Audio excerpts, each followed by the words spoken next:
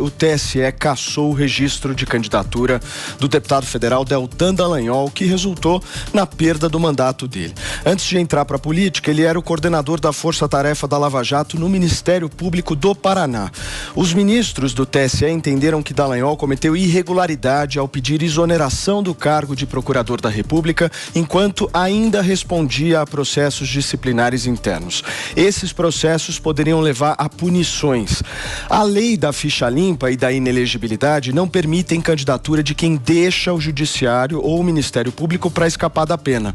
O TSE analisou o registro da candidatura de Dallagnol e, com a decisão do próprio TSE, os votos que Dallagnol recebeu na eleição vão para a legenda. Agora caberá ao Tribunal Regional Eleitoral do Paraná executar imediatamente a decisão de acordo com o próprio TSE.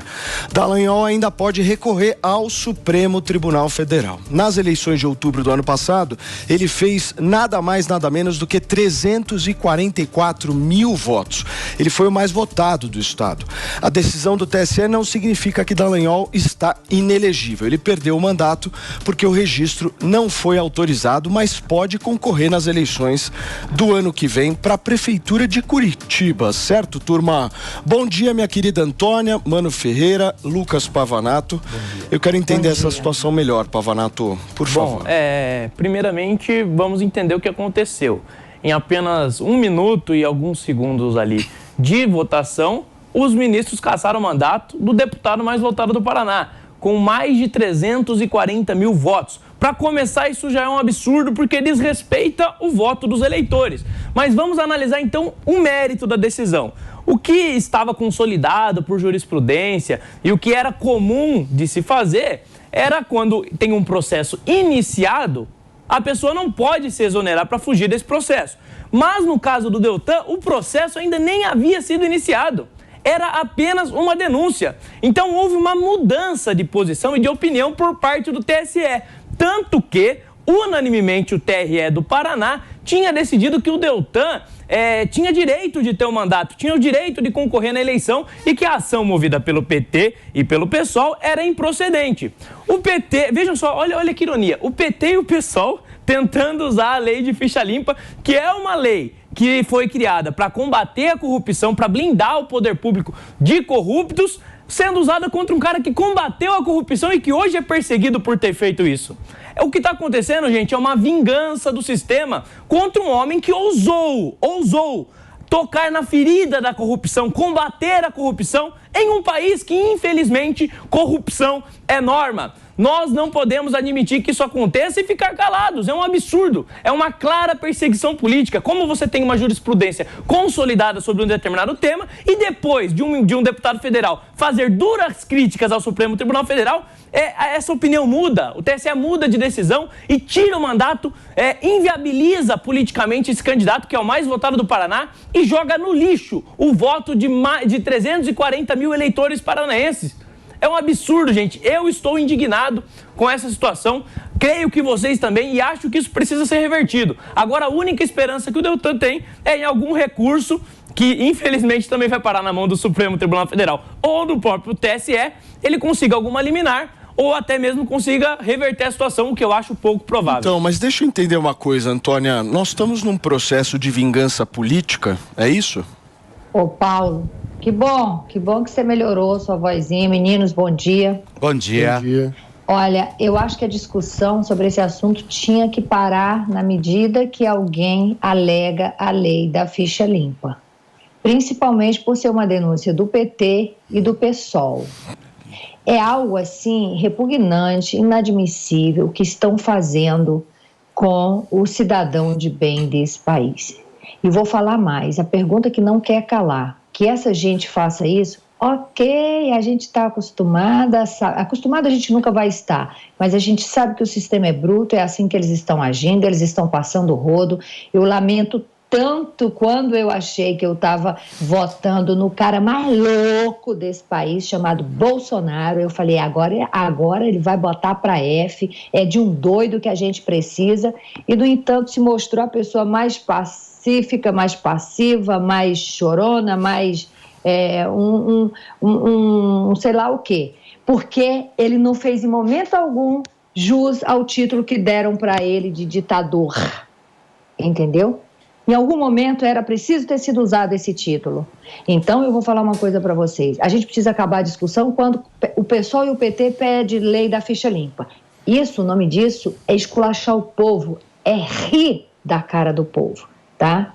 E outra, cadê os parlamentares que não fazem uma revolução contra uma decisão absurda dessa? Porque amanhã vai ser você aí bonito que está calado, que calou a boquinha por dinheiro. Amanhã vai ser você, o vendido, filho de uma mãe, que vai estar rodando. Porque quando um troço desse acontece, é para Câmara e Senado se reunir, entendeu? E acabar com essa palhaçada. Mas só temos gente omissa. Aqueles que se colocam contra são pouquíssimos, né? E a gente vive numa democracia, a minoria não vence. É um absurdo, é um escárnio a gente ter que dormir com uma notícia dessa e acordar tendo que comentar isso.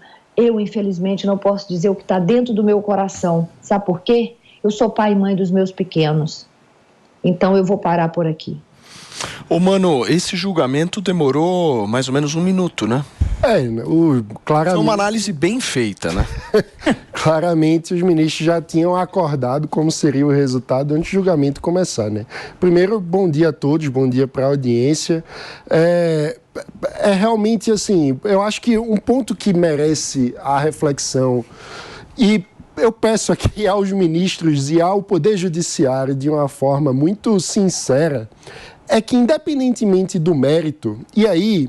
Ontem eu não sou jurista, mas eu conversei com vários amigos advogados para tentar entender o que estava acontecendo e, basicamente, como o Pavanato explicou, houve, digamos assim, uma interpretação extensiva da lei, ou seja, a lei tenta punir um candidato que foge de uma punição no Ministério Público, na Justiça Federal, o que em tese é uma coisa razoável, só que o ponto é que o Deltan não estava respondendo a nenhum processo. Então, a interpretação extensiva nesse caso é porque eles consideraram que ele fugiu da punição mesmo sem ter processo, porque tinha denúncias, ou seja, a lei foi alargada aí para punir o Deltan. Conversando com amigos advogados, eu incumbi pessoas sérias que não podem ser acusadas de petismo, etc.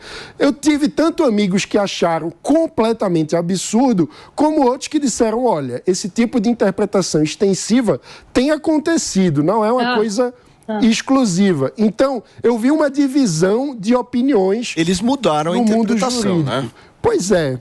Não é que houve uma interpretação extensiva, houve uma mudança, porque se você olhar o próprio TRE do Paraná, há uma interpretação diametralmente oposta. Uma ampla e também unanimidade. E aí o ponto que me chama a atenção é como a gente está lidando com uma questão que no mundo jurídico, no mínimo, divide opiniões. E, no entanto, a gente vê o plenário ter uma decisão unânime. Como assim? Não. Ou seja, a corte não reproduz a divisão e o debate que existe na comunidade jurídica brasileira. Medidas restritivas de direitos, como esse tipo de punição, você sempre, na dúvida, fica a favor do réu. Exatamente o contrário que foi decidido. A tendência... Na dúvida, puniram o réu. É ter uma interpretação restritiva. Nesse caso, tiveram interpretação extensiva, né, que tenta alargar o que a lei diz, o que para punir é sempre muito preocupante. Aí eu fui ter a preocupação de olhar quem são os ministros que votaram em 1 minuto e meio.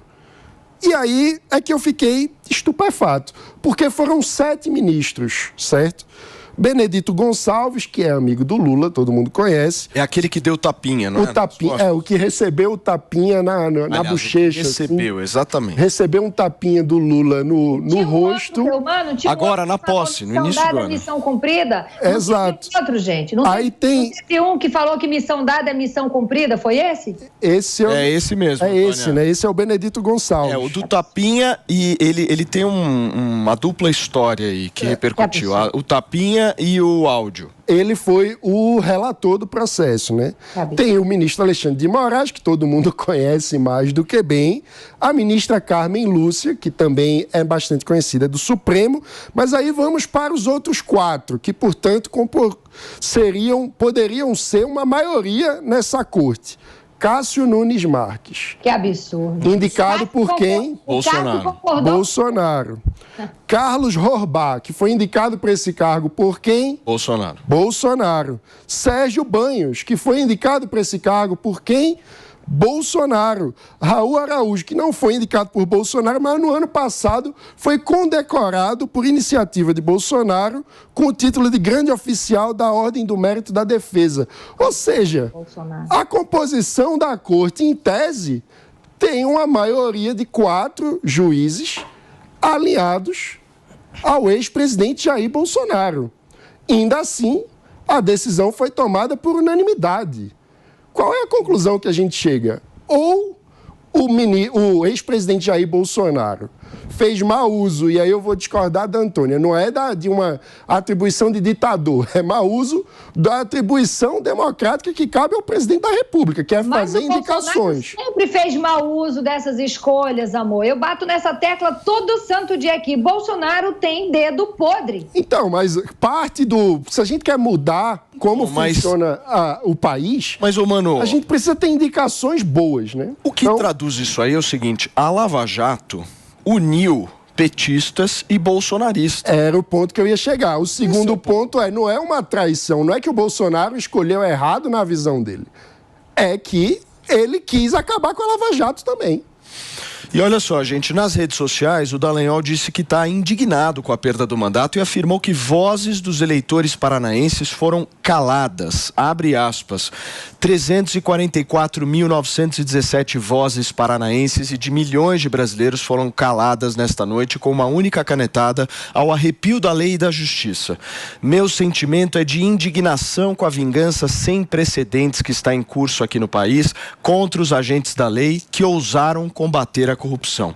Mas nenhum obstáculo vai me impedir de lutar, de continuar a lutar pelo meu propósito de vida de servir a Deus e ao povo brasileiro. Fecha aspas. Foi o que disse Deltan Dallagnol no Twitter, turma. E a gente vai continuar nesse assunto. Ao analisar esse caso, o ministro Benedito Gonçalves ressaltou que Deltan Dallagnol, ao pedir exoneração do cargo, agiu com o propósito de frustrar a incidência da inelegibilidade.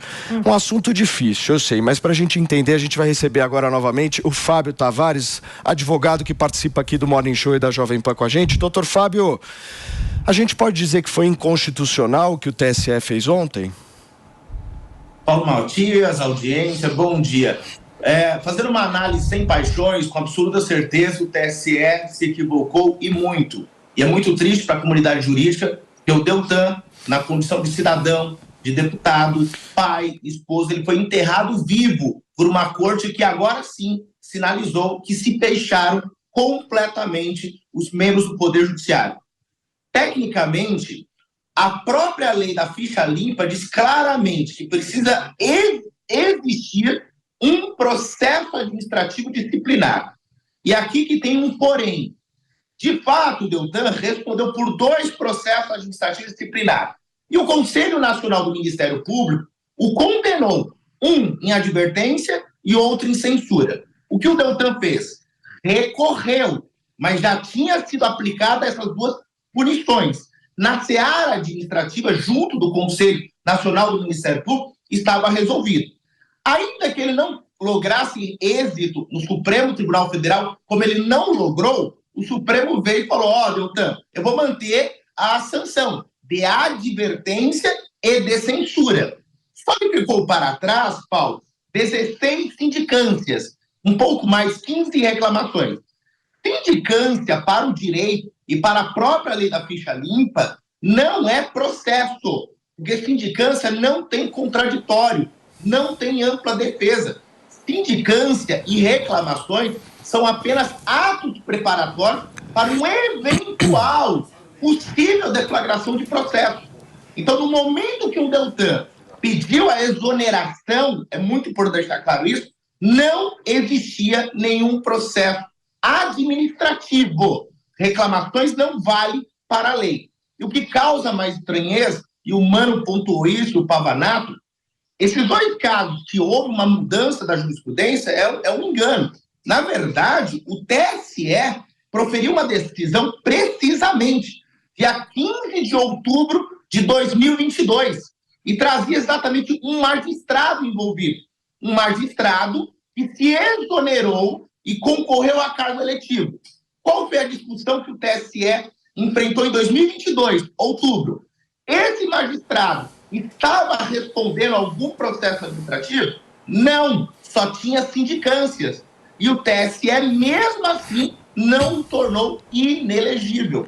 Isso vai de encontro à nossa última conversa, Paulo, que não estão analisando os fatos, nem a lei, mas sim as pessoas envolvidas. Então é um dia muito triste para a comunidade jurídica, principalmente quem leu o acordo de 37 folhas, que é muito bonito, é eloquente, mas floreou exatamente para tampar a realidade. Ô, doutor Fábio, o senhor com a tua experiência jurídica e política, eu fico pensando aqui, né? Ontem, quando saiu essa decisão do Deltan Dallagnol, a primeira coisa que me veio à cabeça foi uma fila. Eu pensei numa fila, mano. E o próximo da fila chama-se Sérgio Moro, na minha opinião. Não sei para vocês. Eu não tenho dúvida. Não sei para vocês, mas na hora que saiu a decisão do Deltan, já imaginei um monte de gente numa fila assim, e o próximo chegando bem na beira da fila, chama-se Sérgio Moro. Eu tô certo ou tô errado, doutor? Você está com absoluta razão. Todos os envolvidos irão pagar. É essa a expressão. É isso que o atual governo quer e, infelizmente, o Poder Judiciário. No campo político, Paulo, é muito tranquilo a discussão, defender a sua ideologia. O que está acontecendo nos dias de hoje é que essa ideologia está tomando conta do Poder Judiciário, que deveria ser absolutamente impessoal e imparcial. Ontem, quando saiu a decisão do TSE, lamentavelmente, eu vi milhares de pessoas apoiando o Deltan, mas eu vi também milhares de pessoas felizes com uma decisão que vai de encontro à lei. E eu gostaria muito de utilizar o seu espaço, a audiência, para tirar o Deltan desse caso, colocar qualquer outra pessoa, seu pai, a sua mãe, um irmão, porque esse precedente que se abre, mais um, vai de encontro à lei. E o Sérgio Moro, com absoluta certeza, deve estar muito preocupado, porque ele é o próximo da lista. E eu comecei a minha oratória deixando claro, enterrar o Deltan. Vai ser muito, mas muito difícil ele reverter isso. Sinceramente, ele não reverte. Muito bem. Mano. Doutor, bom dia, obrigado pela entrevista. A minha pergunta é sobre o descolamento entre o debate que existe na comunidade jurídica brasileira e o comportamento da corte, do tribunal. Não é estranho isso, porque quando a gente olha, sei lá, nos Estados Unidos, por exemplo, é comum a gente ter a ideia de que existem alas diferentes de como pensar o judiciário e a aplicação da lei. Isso mais ou menos tem um alinhamento entre a política, no caso, entre os partidos que indicam os ministros ou os juízes e o comportamento, a forma como os juízes interpretam a lei. No Brasil, por que existe esse descolamento entre a divisão legítima que existe de entendimentos no mundo jurídico, na academia, e a forma como a lei vem sendo aplicada no judiciário? Não era para ser assim, mano. Você resumiu muito bem no momento que você trouxe. O Nunes Marques votou de uma forma totalmente estranha. Como você bem pontuou, a maioria pertencia exatamente às indicações do Bolsonaro. Mas ainda que não fosse o Bolsonaro, o Poder Judiciário não pode se afastar da lei. Só que no Brasil, creio eu, que como existem alguns dispositivos na Constituição, na lei, como, por exemplo, o 5º Constitucional, essas indicações pelo presidente, esse tipo de coisa tem que mudar. O 5º Constitucional, por exemplo, é um caso que eu sou extremamente contra, que é a possibilidade de advogados e membros do Ministério Público, mais de 10 anos de carreira, serem indicados. E aí, quando tem isso na Constituição, quando não mudam isso, o que acontece? Mano, a OAB que deveria fazer barulho, defender a sociedade, não faz, porque está fazendo política para conseguir a indicação do cargo. O mesmo se aplica ao Ministério Público. Presidente, chefe do Poder Executivo indicando membros para a magistratura, para o TJ, Tribunal Regional Federal.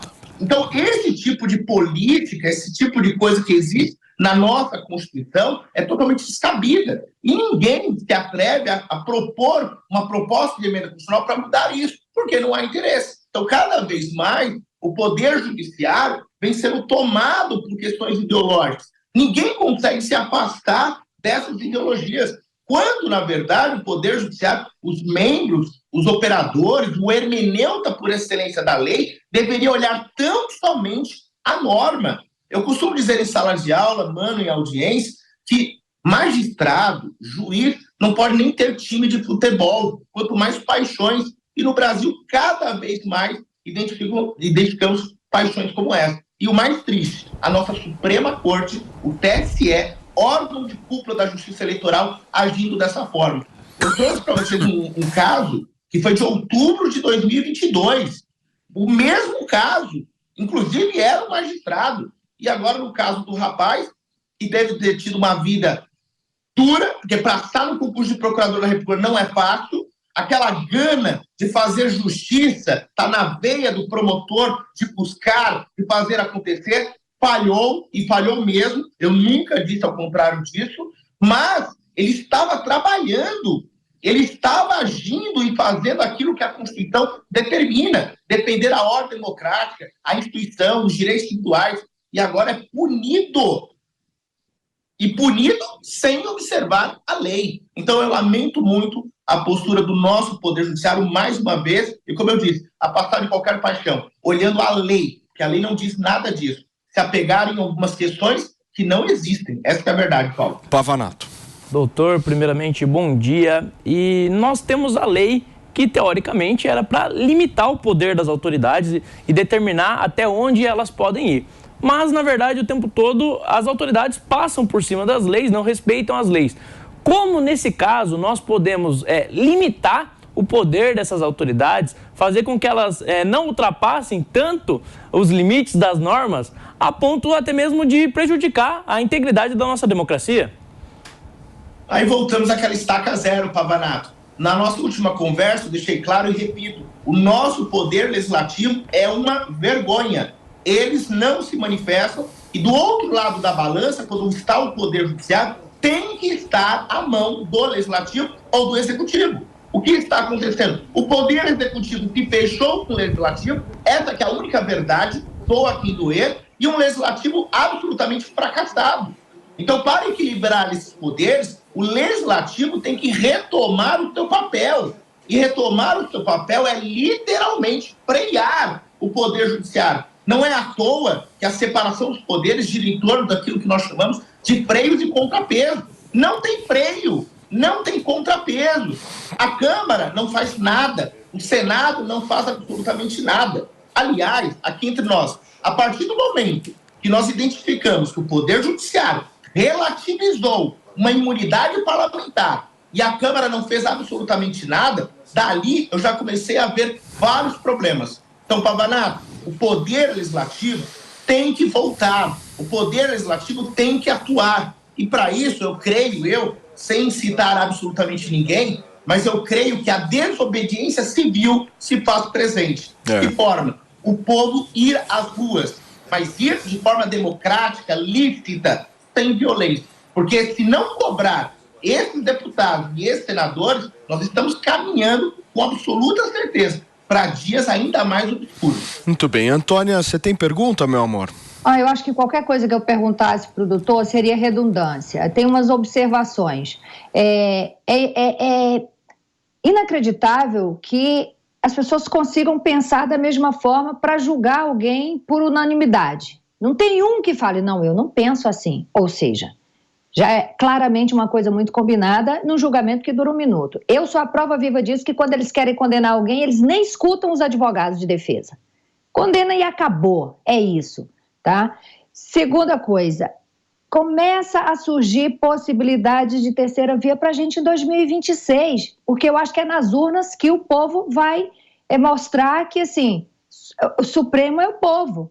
É a única coisa que eu consigo ver é que as pessoas acordem e falem, não, vocês não vão bagunçar isso aqui desse jeito, porque nós somos mais, né? Nós somos maior que isso tudo. A única esperança é o povo. E eu acho que cabe a nós, comunicadores, levar essas informações de forma que o povo entenda que, assim, ou ele acorda, ou nós vamos todos ser enterrados vivos, assim como esses homens de bem estão sendo. É a única coisa que eu tenho para dizer e não tem mais nada para perguntar para o doutor. Fala, doutor, por favor. Eu concordo contigo. A única preocupação que eu tenho é que eu acho que nós não temos tempo até 2026. Se continuar dessa forma, estamos a menos de 3 meses, pouco mais de 3 meses de governo, e nós estamos no Poder Judiciário exorbitando as suas funções típicas, indo além do que determina a Constituição, e ninguém faz absolutamente nada.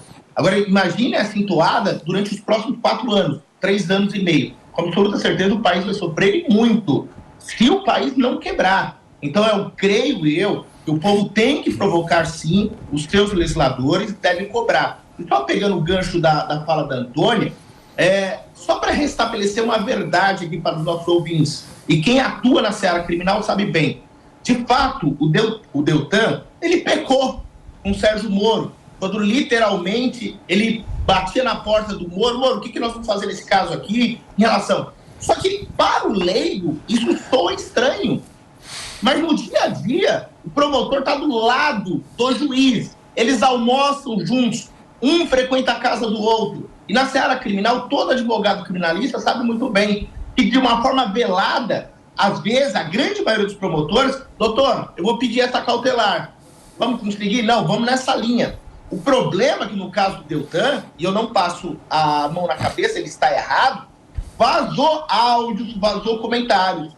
Então, se nós fizermos um exercício, se nós tirarmos os áudios, as conversas, literalmente ambos, tentando buscar de uma forma não correta, de uma forma não compatível com a Constituição, a justiça, será que os crimes permanecem? Com absoluta certeza. Então, é lamentável. Esse é o dia a dia. Quem é advogado que atua na seara criminal sabe muito bem. Sabe onde fica o cartório do Ministério Público? No fórum.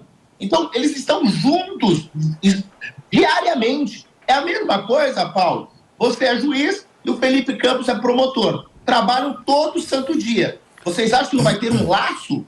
Será que quando tiver um caso de repercussão, onde existe uma oportunidade de acabar com a corrupção do país, vocês não vão conversar sobre? Claro, a Constituição diz que não pode. Só que é importante que a sociedade saiba que esse é o dia a dia, essa é a prática, e ninguém fala absolutamente nada. A Constituição também diz, Dodô, que não pode roubar, que não pode matar, e tudo isso é feito, né? Então, se é para falar de Constituição... Parece que Petrolão, Mensalão, Lava Jato nunca existiu. É esse pano de fundo que é triste. Mas é que, doutor...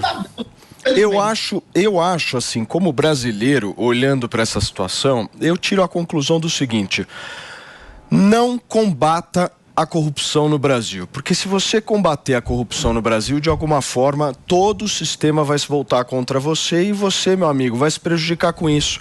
A lição que o caso do Deltan Dallagnol passa para a sociedade é essa: o Brasil é o país em que não se pode combater a corrupção, porque se combater a corrupção, no final das contas, quem combateu a corrupção vai sair mais prejudicado do que quem cometeu a corrupção. Ou seja, isso aqui não vai funcionar nunca desse jeito, doutor. Não tem saída. Me dá uma saída, porque eu tô assim, desanimado. Cá entre nós. Paulo, eu não queria ser pessimista, mas depois da eleição de ontem, nunca falei isso na minha carreira, mas bateu um desânimo tão grande, porque nós, por mais que tenhamos ideias, ideologias diversas, mas quando você vê que a lei não foi observada, que tentaram combater a corrupção, e mesmo assim um rapaz que eu nem tenho amizade com ele, o Deltan, como eu disse, passou num concurso difícil, batalhou, fez um puta de um trabalho, essa que é a expressão, foi eleito o mais votado do Paraná e o segundo mais votado da história do Paraná, ele só perdeu para o Ratinho, se eu não me engano, e mesmo assim está sendo punido indevidamente. Então, Paulo, você tem total razão, parece-me, é isso que nós estamos aprendendo no dia a dia, quem tentar combater a corrupção pagará caro. E a fila é enorme, pelo que eu estou vendo. Você citou o exemplo do Sérgio Moro, mas tem muitos outros que serão punidos. Mas, doutor... você sabe que eu não consigo enxergar hoje uma mobilização na sociedade brasileira por conta de uma palavra que eu acho que está reinando hoje para todo mundo que acompanhou todo o processo da Operação Lava Jato, das manifestações de 2014, 2015, 2016, a gente via uma esperança nas pessoas. Então a gente olhava para as pessoas e falava, pô, essas pessoas elas estão esperançosas. Elas vestiam a camiseta do Brasil, saíam para combater a corrupção, falavam, olha, eu quero menos Estado, eu quero liberalismo, eu quero privatizar, eu estou cansada dessa roubalheira. Você via um ânimo nas pessoas, você via esperança nas pessoas. Hoje, quando você falou, a sociedade precisa ir para a rua, eu quero fazer um adendo nessa tua observação, porque eu acho que essa esperança nos olhos dos brasileiros se perdeu. Se perdeu, doutor, porque infelizmente, eu não sei onde é que a gente errou aí no caminho, mas essa luta contra a corrupção, esse combate, essa coisa que a gente, tinha nos anos de 2015, 2016, ela começou a ser transformada numa ode a uma determinada pessoa. E eu não vou nem citar aqui o nome do ex-presidente da República aqui, porque não é uma crítica direta a ele, é uma crítica direta às pessoas. A sociedade brasileira e esse segmento mais à direita perdeu a criticidade. E hoje a gente está nesse lugar que nós estamos, por muitas vezes, não sendo culpa daqueles que apontaram o erro no meio de um processo político que aconteceu no ano passado, mas sim com dados que o Mano trouxe. Como é que pode 3 ministros indicados pelo Jair Bolsonaro votarem favoravelmente a essa cassação? Ou seja, peraí, tem alguma coisa errada. Tem alguma coisa errada. A minha voz está rouca, mas a minha indignação está lá em cima. Porque não é possível isso. Onde é que nós erramos? Onde é que a gente errou nessa história? Porque você olhar o Deltan e falar, esse cara merece ser cassado, e o líder do governo, que enfiou dólar na cueca, tá lá, livre, leve e solto. Desculpa, eu tô com a voz rouca hoje, eu tô ruim hoje, tô com a voz péssima, mas vocês não têm ideia o quanto isso me indigna, porque não é possível a gente olhar para uma situação dessa, doutor, e achar isso normal. E aí tem um monte de gente que, mas a culpa é do fulano, a culpa é do... Vamos olhar para dentro e falar o seguinte, a gente errou e vai ter que começar do zero. Infelizmente é isso. Doutor, por favor. Paulo, tem toda a razão sua indignação. Infelizmente, o nosso povo, ele precisa de líderes. E esses líderes estão calados. Então, quando você menciona que nós não identificamos no olhar do povo esperança, é porque esses líderes se calaram. Então, é mais do que a hora que essas frentes importantes, essas instituições importantes, deputados, senadores, partidos, inclusive o partido próprio Deltan, e coloque essa esperança de volta, dizer, nós vamos buscar e restabelecer a verdade. Então, o povo não está fazendo absolutamente nada, creio eu, por causa desse silêncio ensurdecedor. E o que é mais triste, não estão preocupados com o interesse público, quem está silenciando. São pessoas que estão preocupadas tão somente com o próprio umbigo. A Antônia disse que o ex-presidente tem dedo podre. Eu tenho que concordar com ela, porque é uma prova cabal de deslealdade. E não se trata também só de lealdade. Não cumpriram a lei. Então, acho que é a hora da OAB Nacional, os partidos políticos, as frentes, a sociedade civil se mover. Mas, para isso, eu acredito que o povo, que já sofre com tanta coisa, Paulo, falta de educação, saúde, não tem segurança, tem que ouvir ministro da Justiça preocupado tão somente com redes sociais, enquanto o crime organizado está pintando e bordando. Aliás, o crime organizado está armando o que está acontecendo no país. Por quê? Tem mais foco em tráfico de drogas, tráfico de órgãos. Não, vamos falar sobre redes sociais, censura. Hoje saiu no jornal, Paulo, não sei se você viu, piadas em relação às minorias não será mais possível. Então, quer dizer, creio eu que o povo está esperando que esses líderes falem. Só que, é como você pontuou, Se esse silêncio ensurdecedor continuar, a esperança, a chama, irá se apagar. Doutor Fábio, muito obrigado, viu, meu amigo, pela sua participação. Você sempre solícito aqui quando a gente pede para você entrar ao vivo e esclarecer um pouco desse mundo jurídico aí que é tão nebuloso para muitos como a gente, né, que não somos advogados. Pantanoso. Você tenta, de alguma forma, facilitar aí o nosso acesso a esse conhecimento. Obrigado, doutor Fábio. Um abração pro senhor. Obrigado, Paulo. Até a próxima. Valeu.